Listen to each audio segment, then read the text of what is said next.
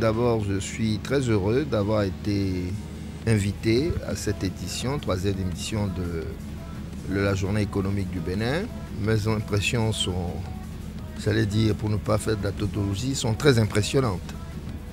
C'est une grande première pour moi parce que je découvre et je crois que c'est un concept qui me permettra de prendre exemple et d'aller répliquer ça, d'implémenter ça au Togo.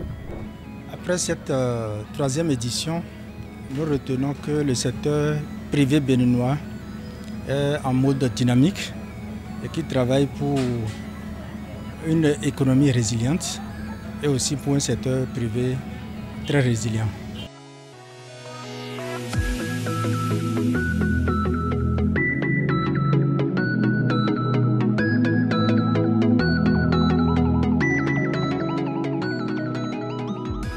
Non seulement la Chambre de commerce du Togo, depuis 2020, nous avons compris qu'il faut d'abord développer la coopération sud-sud.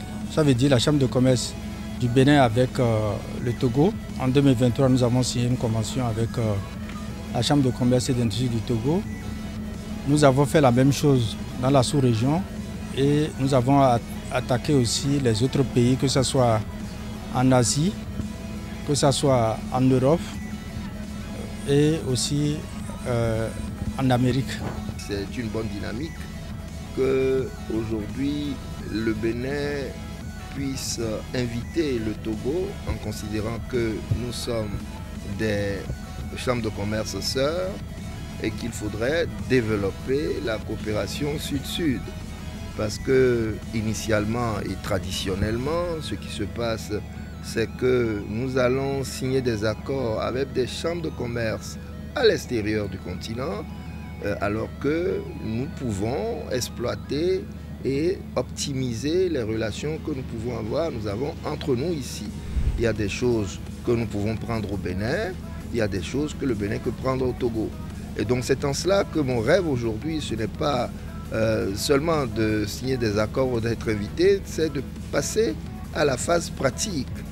Je rêve, comme je disais tantôt, d'une banque régionale qui soit une banque de l'agriculture, puisqu'aujourd'hui, focus doit être fait pour l'agriculture, pour le développement industriel de nos pays respectifs.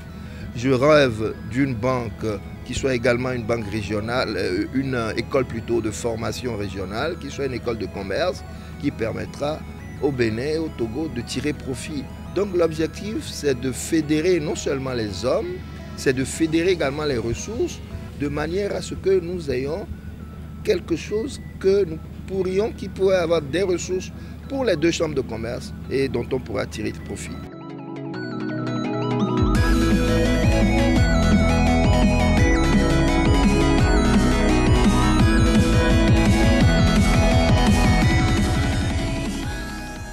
J'ai eu l'occasion de discuter de façon informelle avec le président de la Chambre de commerce du Bénin, que j'admire beaucoup pour son dynamisme, puisqu'il nous avons fait très rapidement le tour. J'ai vu que le Bénin a innové en beaucoup de choses.